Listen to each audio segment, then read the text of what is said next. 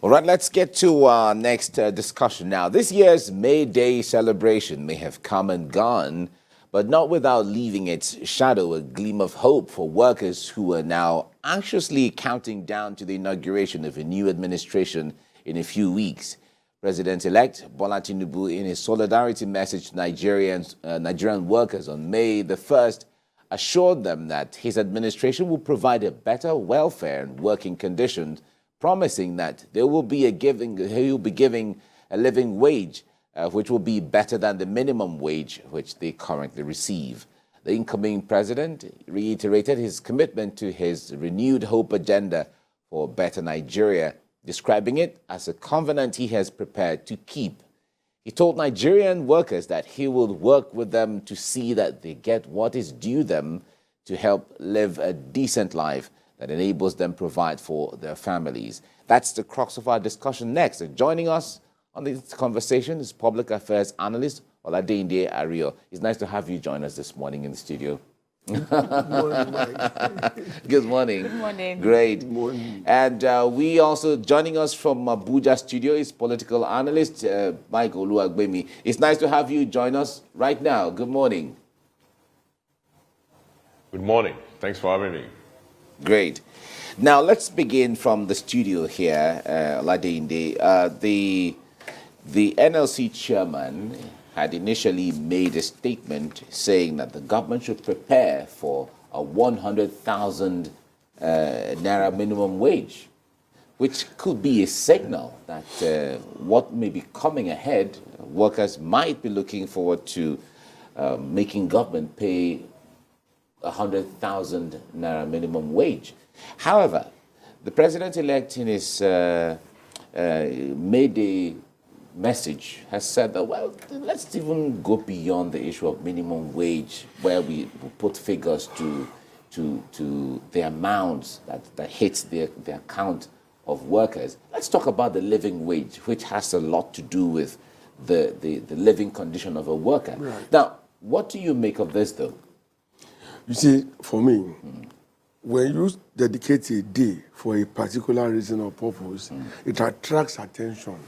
And what that generates is assurance, hope. Okay?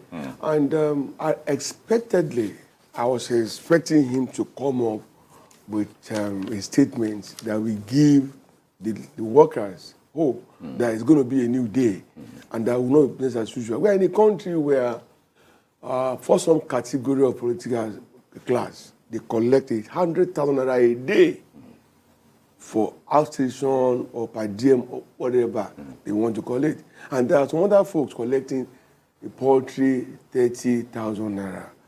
We all operate in the same economy. We buy from the same market. How then has it been with them? It's not a secret. Like anyone who is fairly well off now, between 5 a.m. and 8 a.m. every day, you get phone calls, text messages, people begging, for a loan or asking you to give them money to meet this need or that. So it's obvious that 30,000 naira is no longer acceptable to labor. And it's a good thing, forward-thinking thing, that it wasn't going to wait till they come up with strikes and threats of strikes before he will say, okay, let's look into this.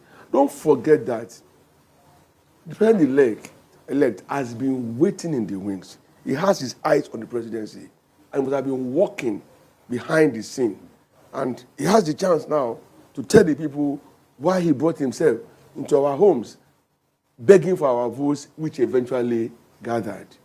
Okay? So it's important that he made that statement. And I can assure you, the nexus between government and labor will be a lot more friendly, because without labor coming to make a demand, it's already anticipating giving them more than what they're presently getting. When we say wage, for me, it goes beyond the cash content or the cash element of the package. Apart from that, nobody is thinking of owner-occupier accommodation. In those days, our teachers in secondary schools, they had loans to pick cars, to buy motorcycles and all of that. Some even had loans to, maybe furnish their homes and live better. But that has not happened in a long time in this country. And I can say that very boldly because I've been here and I've operated on different platforms. So for me, it's a good day. Right. And Mr. Rio, let me put you on hold. Let's compare your assessment with that of Mr. Oluwagbemi in Abuja. So amidst the message of Mr. President-elect to the Nigerian workers, they are also speaking to him and have called for an upward review of their salaries to be at par or at least something near what their people in other segments of public service are getting. And then they've also called for an increased retirement age to 65 years and 40 years service. This, when you look at all of this in line with what the president-elect has said to them, his promises that is, what do you make of Labour's call for more? Thank you very much, and good morning once again to your viewers. I think, first and foremost, we have to step back and remember that minimum wage is not just about the public sector. The minimum wage is about the minimal wage that should be paid by all, whether private or public sector in the economy. It is designed as a social welfare tool by the government to guarantee workers a minimum take-home, at least workers in the organized public sector. In Nigeria, the organized sector, whether public or private. In Nigeria today, that will mean workers, almost about 10 million of the 10 to 15 million of the about 60 million workforce that we have in Nigeria that are working in the organized sector versus the informal sector, where it is difficult to enforce minimum wage. So it's about the minimum wage policy of social welfare government, in the case of the All Progressive Congress, that prides itself as a center of the left government with very strong social democratic credentials, is a tool. Is a tool for ensuring that the livelihood of workers who are an important constituency of the party and of the group, to ensure that they can feed, they can live well, whether they work in the public or private sector, and that they are correctly incentivized for their wages.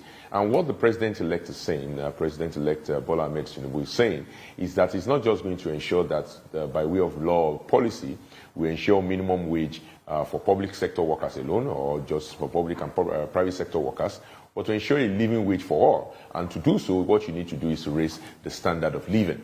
Raising the standard of living requires that you generate an higher than above average economic growth in the economy, because a rising tide lifts all boats. So the important message that he is passing as someone who is focused on improving the welfare and the living conditions of Nigeria is that it's beyond the salary, as my colleague in the studio have said. It's also about all the other incentives that come with living or working, including allowances, including access to credit. The president-elect has spoken extensively about building a credit system in Nigeria so that workers can be able to afford good housing, good vehicles, good education for their children, be able to afford even training for themselves to upskills, because once you have access to credit, then you are able to grow the economy at a quantum level that will also ensure that better life for everybody. So I think what that message is telling you is a focus on economic growth, is a focus on improving and expanding the economy from the current size of about $500 billion in terms of the GDP. He has spoken severally about quadrupling or quintupling the GDP of this country, the real GDP of this country, in the period of 4 years while he's president. And I think the policies that goes along with that is not just about a wage policy, which is in the case of just a minimum wage law. It's also about policies around private sector participation in the economy, attracting investors, both local, domestic and foreign, to the economy, removing all the barricades to innovation and growth in the economy, and removing all the excesses in the economy that is leading to depreciating living conditions for workers, including issues that sometimes the labor movement sometimes even misunderstands, like the subsidy issue, where they actually deny state government revenue that should otherwise have gone to social development like health and infrastructure as well as education, and spending it on the richest among us who are fueling their SUVs with government subsidized fuel. And it's to redirect and to reallocate those resources towards the poorest Nigerians by ensuring our schools are fixed, their children are able to go to the best public schools, ensuring public hospitals are in good condition, thereby reducing the expenditure of even the publics and the private, the public servants and the private worker, because they're able to go and walk into any public hospital for much lower price or public school for much lower price, instead of getting a wage and then having to expend it on private hospital at higher prices and private schools at high prices. If we're able to guarantee some minimum standard for our public schools and public hospitals and provide public infrastructure by redirecting income that we are currently wasting, for example, on the subsidy, we can definitely ensure the living wage is within the reach of the Nigerian worker in no time soon. All right, let's put you on hold a little bit. We'll go on a short break and then we come back to dwell more on this topic that Nigerian workers would like to know dimensions of. Stay with us on TVC Breakfast. Right, you're watching TVC Breakfast. On this segment, we're discussing the statement by the president-elect that he looks forward to giving workers in Nigeria a living wage, not just a minimum wage, as been asked by even labor itself or other workers. He intends to change the system and create a new dimension of welfare for Nigerian workers, and that's what we're talking about. And we have in the studio Oladinde Ario as well as Mike Oluwagbemi from our Abuja studio. They have been helping us to make sense of all of this. Now, Oladinde, the point there is, Mike mentioned the credit system that President-elect had promised that he was going to create. Yeah. Now, this credit system has a lot of cascading benefits attached to it. Now, the issue of education is there, where you can access funds for education without necessarily paying at once the way we do it right now. Right. There is the issue of health, health insurance, where you out of pocket, you don't pay that anymore. Right. There's the issue of credit for housing, which you should be able to afford. Then there's the issue of travel and welfare and so on. But however, the challenge is, where will the monies come from at this time when, it looks like, in fact, the Senate President, so many persons have said Nigeria is broke. Nigeria is not as, the resources don't as, exactly, that's the word. Thank you for lending me that word. Nigeria is not as buoyant as it used to be. So where will all the monies come from to achieve all of these? I'm not going to agree that Nigeria is broke. We are not broke. Right. What we are seeing is a reflection of mismanagement of resources. You must understand that there are areas where so much fund is being channeled into, which, if you look critically, I will classify them as waste. Okay, yeah. We still have so many drain pipes through which money is wasted. Not only that, our budget system also doesn't make sense in the real sense of budget administration. I grew up to know budgeting to reflect the yearnings and the expression of the specific communities. But what do we have? Envelope budgeting. On transportation last year, we spent 100,000. Add 20% for this year. It doesn't make sense. You see us year in, year out, spending money on capital assets, and they are being treated as if they are consumables. Why do we keep buying photocopiers every year? Computers, air conditioners. They are not even spoons. They are not disposables. They should serve for minimum of 4 years, if anything. The AC in your sitting room, I mean, from what I've seen, can't be less than 10 years. It's still working. It's still servicing me.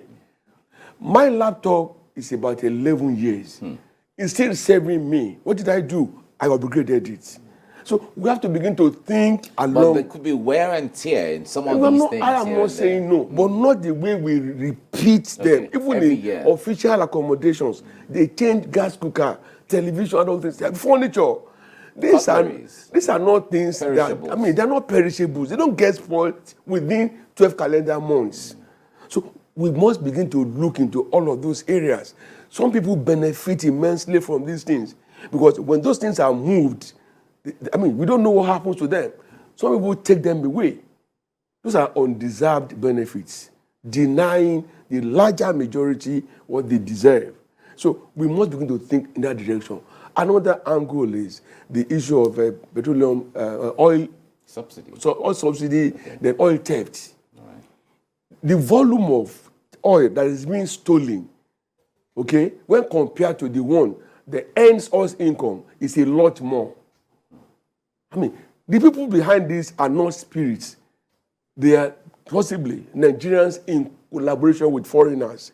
These are things that must be addressed forthwith, without wasting time.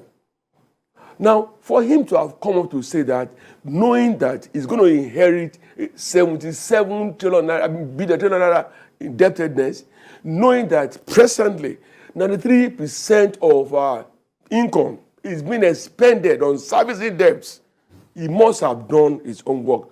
Otherwise, I am waiting for him, and so also are people on the streets, because we want a better life. As a journalist said about 2 weeks ago, that look, stop vilifying Bola Tinubu. If he fails, we all fail. So let's instead begin to think with him, think along with him, set agenda for him.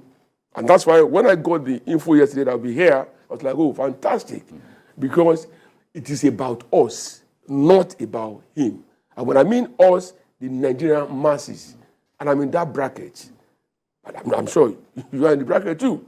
So to that extent, I don't want to worry my head too much about, because I know that if we are determined, we will make money available. I've told you what can be done. And apart from that, we still have unexplored avenues for additional income. And that is even where I wanted to ask you about before we move on to the Abuja studios. What sense you are getting as to how the Tinubu presidency will explore these channels to generate more income for the country? Because as you've also said, which I take, the point you made about the percentage, the humongous percentage Nigeria will have to spend on servicing its debts, for example. Right. So with what is left, if at all, IMF is saying 84.6% of or thereabout of Nigeria's revenues on debts alone. With what is left, how do you reckon that the Tinubu presidency will serve Nigerians? Even at the individual or local level, you renegotiate and reschedule loans. Right? Those who gave us the loans, they meant well. That the loans were not well managed is another story entirely.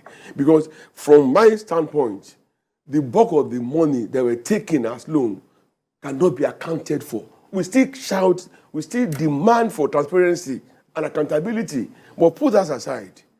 As I said, the president-elect knows I can renegotiate loans, and in doing that, put us in a comfort position whereby we will not be expending that huge sum of our national income paying debts that are not generating income. A lot of the debts you see, because I'm not against us borrowing money, even as persons, but for you to borrow any money, you must have done your due diligence and established that the loan you are taking is capable of to generate repayment and also pay associated expenses that will come with it.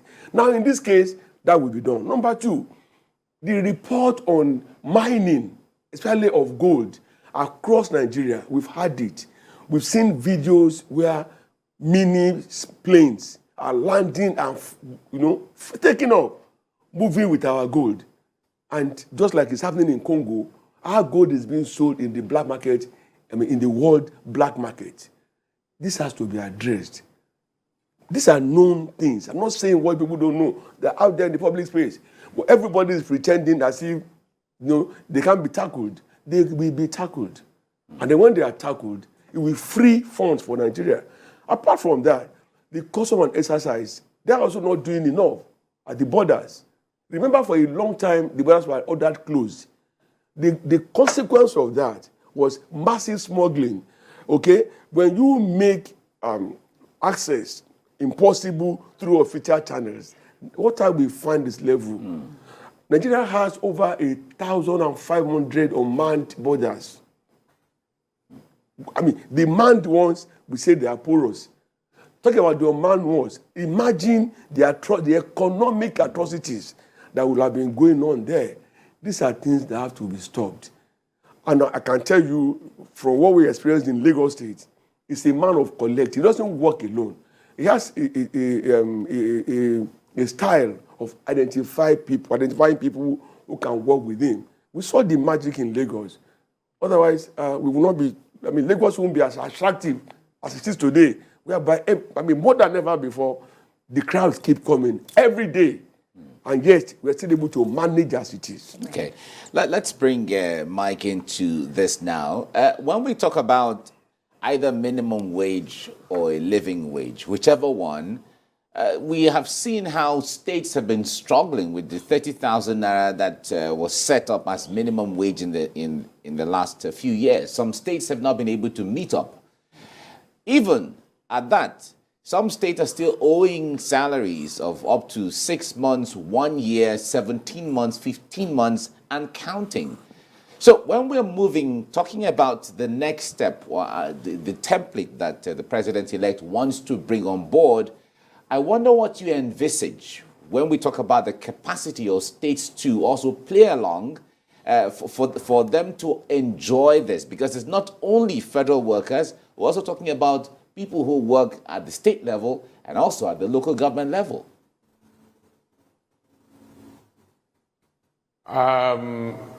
Very good question. It's not just about the states, in fact, or the local governments. I will also think about the private sector. Again, the minimum wage law is not just for the public sector. The minimum wage law is for the entire economy. So for the economy to be able to afford the ability to pick up an increased minimum wage, then that economy must expand. So when you're talking about living wage, it's not just about the federal government's capacity to pay more, or the state government's capacity to pay more, or the local government's capacity to pay more. It's also about the private sector's capacity to pay more, which is a factor of economic growth and economic condition of the country. Which brings me to the issue of first, the federal government.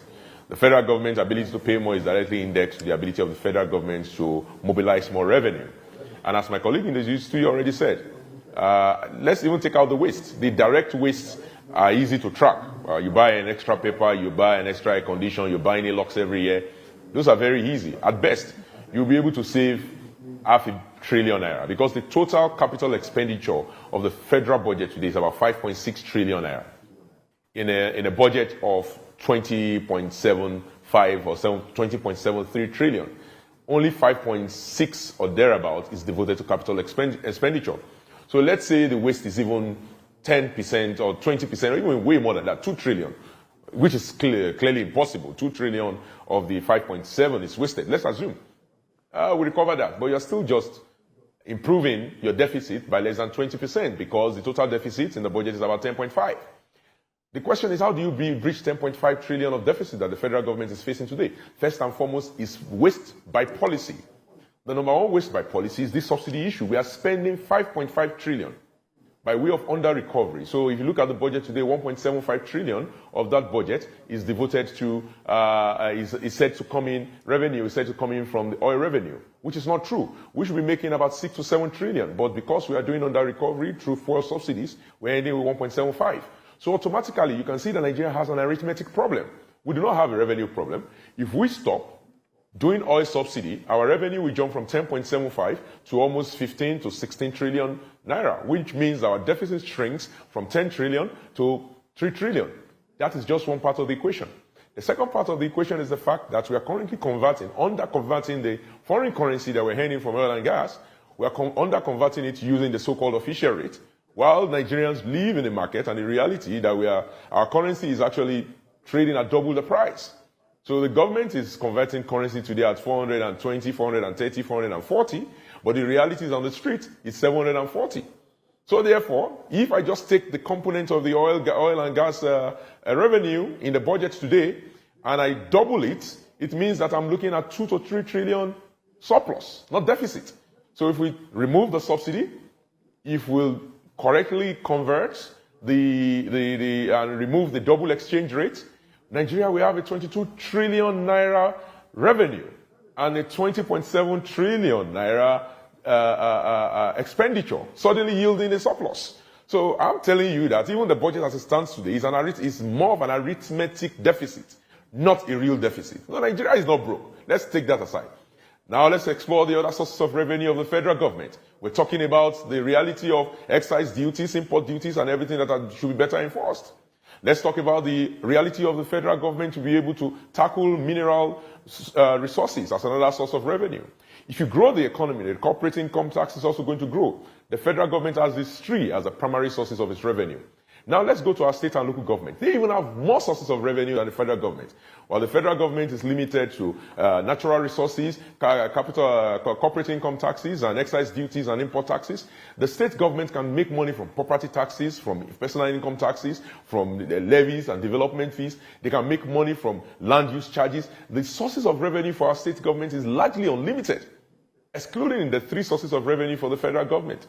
So in an economy where the state governments are able to apply themselves to the resources that is available to them within their state, and the economy is also expanding, they will earn more revenue.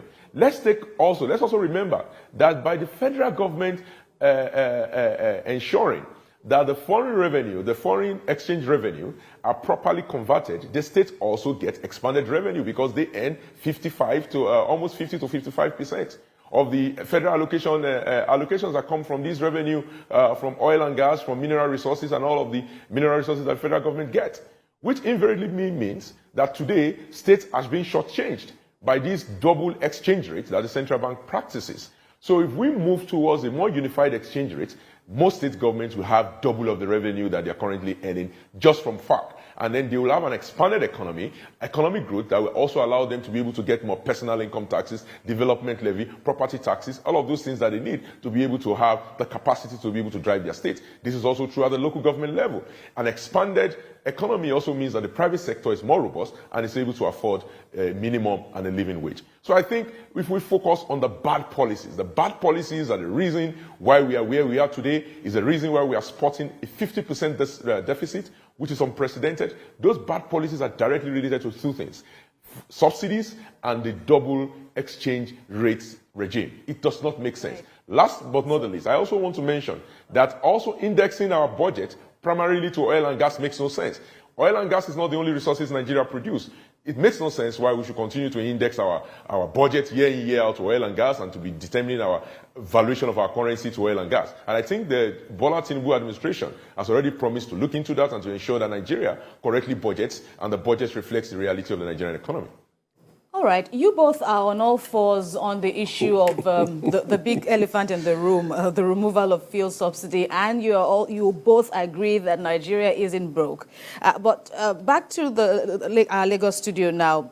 If it has been said, if indeed it is the common sense solution to remove fuel subsidy, and Asiwaju Tinubu has said he would do so, but you would both recall that previous governments had said they would. Even the exiting government had said he would, and then he pushed back the date for the removal. And of course, we all witnessed the strike and its impact, how everywhere was shut down due to the removal before it was now reversed. But what needs to give to prevent, we're still the same people, so to speak, it's still the same set of Nigerians. Mm-hmm. And what needs to give now to give acceptance to the fuel subsidy removal regime? Because Tinubu has said he would make some difficult decisions, but these decisions need to be made. So if this includes the difficult decisions that he needs to make, and he has said he would, what are you hoping to see now from we the people?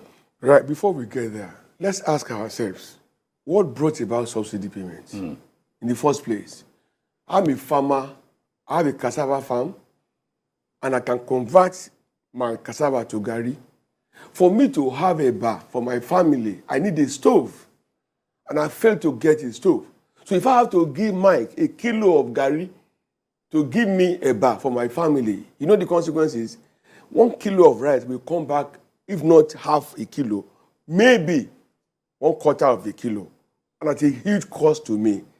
I'm just giving it to you now in the barest sense of the failure of previous governments to have addressed the issue of refineries. We are the only country in the world that has consistently been wasting our resources on subsidy. Why? We fail to manage our refineries well. If they are old, aged, and technologies that they have there are outdated, nothing stopped us from advancing and acquiring current technologies. I was physically present in Chatham House, where President Buhari told the world that each year he will build a refinery. The thinking then was, the 4 regional geographics that we have here, they will end up having 2 refineries. Even if we will not be exporting finished products, there will be enough for local consumption. Where is the refinery? None has been built to date. Besides, the operational system of the National Oil Corporation has not done anything, and every month we spent billions paying salaries and wages to people. People are getting promoted, working for an organization that's not doing anything at all. This is insane. And each time you ask this question, people they easily look for excuses, depending on their political leaning. And I'm not part of that drama. It's needless drama. So in coming up with removal of subsidy, I don't want to preempt him. Perhaps he's already been thinking of bringing modular refineries, which more or less I will call them off the shelf. They can be brought in, set up within a very short time frame. And I'm sure he's not going to just say, okay, I'm removing subsidy, petrol now will become 1,000 naira per liter. No, that will upset the social order. That will create crisis. People will not accept it. In anything he wants to do, our buying in is important. So that won't get a buying in. But the truth is, for almost a year now, we've been buying petroleum products at various prices. You get to a station, it's at 250. There is 185. Elsewhere is 195.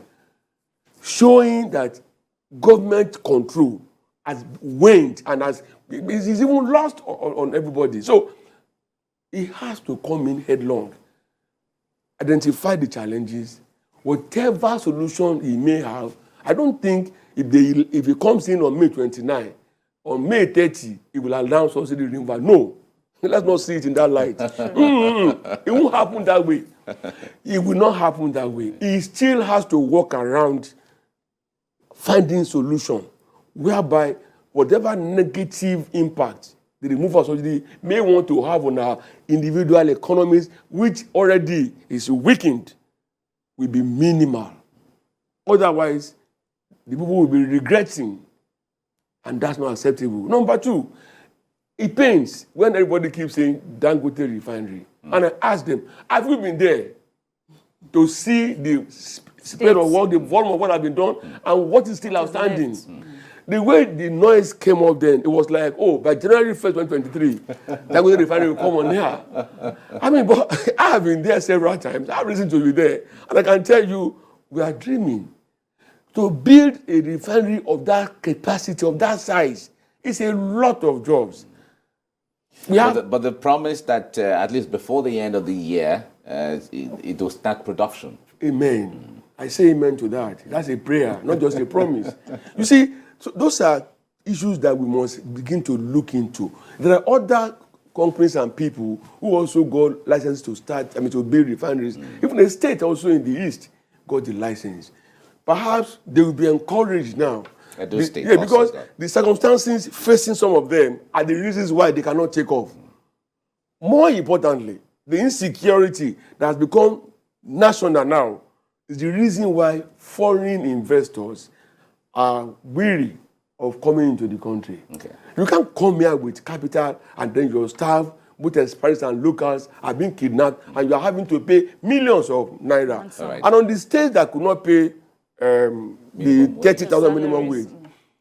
It's out of choice. Life is about choices. You determine your priorities. We are seeing states organizing mass marriages, sending people on pilgrimage, and yet they cannot pay. This is bad common sense. Right. They made wrong choices, and that's why it's like that. Okay, let's go back to Mike there now. Now, we have seen, when it comes to the revenues, we've seen developed countries who don't have a single natural resources earn so much from taxes because of creating a template that, brings everybody on board, and then the tax net, impacts on everyone. Everybody has something to pay in it. We've had reports of tax evasion, a lot of it in Nigeria. Those who even have the wherewithal, who have everything and what it takes, a lot of them don't pay taxes and so on, creating the scenario we have today where Nigeria is relying only on revenues from oil and then just a little other areas here and there. Now, what do you see when it comes to creating a tax template that people are paid what they're due to pay and everyone is involved so long as the data is available, creating a system that works in that area for the benefit of everyone? First, I will tackle the issue of taxes and I will explain the reality to your audience. But first, let me correct an impression. As an oil and gas person myself and an engineer, I know one or two things about getting refineries to come back to work, and it is not easy to do so. The first thing you want to make sure is that you do not destroy your refinery. I used to work in the world's largest refinery in Pasadena before in Texas, and that refinery has been built since 1900s, and what they've been doing is always to expand and to improve upon it. But what we allowed to happen in the 80s and 90s and the early 2000s under the PDP is that we allowed those refineries to go to be destroyed. And if you shut down a refinery for 1 month, it will take you 9 months to get it back to work. Meaning if you shut it down for 1 year, it will take you 9 years to get it back to work. If you shut it down for 10 years, it will take you 90 years to get it back to work. That's just the mathematics. It's as simple as that. Today, this administration have gone back to the Port Harcourt refinery to try to fix it, working with the Afri-Exim $1.5 billion loan in order to get it back to work. Maybe they will recover a third of its capacity by the end of this year. Maybe. And you can see what it's taking Dangote to even build a new build. Almost a $12 to $18 billion refinery. It is not easy. The refineries are the most complicated, most complex machines. Once you build them, you don't want them to go down. You want to maintain them. And so the problem we are having today is that we are facing the consequences of the bad decisions we have made in the past. The current administration is only trying its best. It cannot possibly get these refineries back to work as fast as we want them to. But also the other reality is that whether you get the refineries back to work or not, you must remove the fuel subsidy regime for the private investors to reinvest. You're talking about all the licenses that have been given out to all the private investors who will produce fuel and then sell fuel at lower than the price of which they have been produced. The price of crude oil is internationally benchmarked, and which is accounting for about 90% of the price of petroleum products. So if 90% of the petroleum product is determined by the price of crude oil, Walter Smith Refinery in Bayelsa State or in Imo State will not get crude oil at a lower price from the NNPC. It will buy crude oil at the international price. It can only adjust for the 10% price when it comes to labor, transportation, and logistics. So we should not all assume that once we get domestic refinery capacity, we are going to get reduced fuel rate unless we are directly subsidized. No, we won't. And if we continue to keep the subsidy regime, then nobody will build a new refinery. The only person that will afford the refinery are those who are in government who can afford to continue to do under recovery. So first and foremost, we must remove bad policy.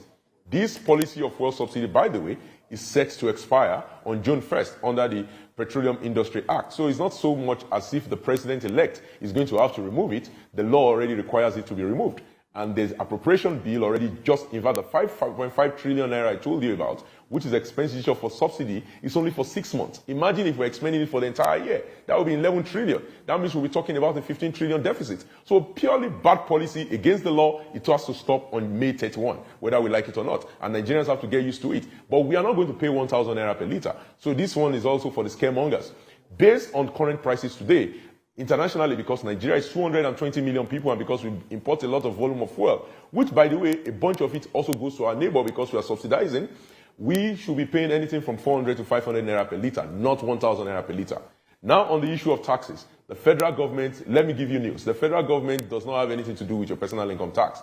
The people that will benefit from your federal income tax is going to be your state government and your local government. The federal government can only collect 3 forms of taxes: corporate income tax, exercise duties, and money from natural resources. So whether we expand the tax base on the personal level and capture more people, the beneficiary cannot be the federal government of Nigeria by the Constitution. The beneficiary is going to be your state government that will have more revenue to be able to pay more living wage. However, the job of the federal government is to ensure that they manage the interstate economy, to ensure that the all tides lift off boat, we remove all the bad subsidy or fuel subsidy, ensure that we restore a uniform exchange rate so that states will stop being on the change, and our private industry can be able to invest and ensure a more secure Nigeria so Nigeria can grow. That is the job of the federal government and the job of the president-elect. Whether he expands the personal tax base or not, that is the job of the state government and the 36 state governors and the FCT minister. That is their work to ensure that personal income tax regime works properly at the state level.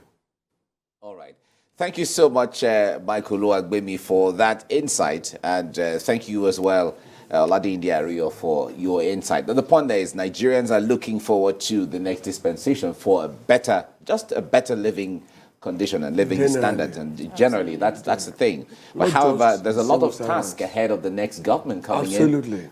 So we wait to see how all that will pan out for the benefit of the country. Thank you so much, gentlemen, for coming on the program. Thank you for having us. Thank you. Right. And Kemi, thank you too for being here. It's been an interesting morning. Absolutely.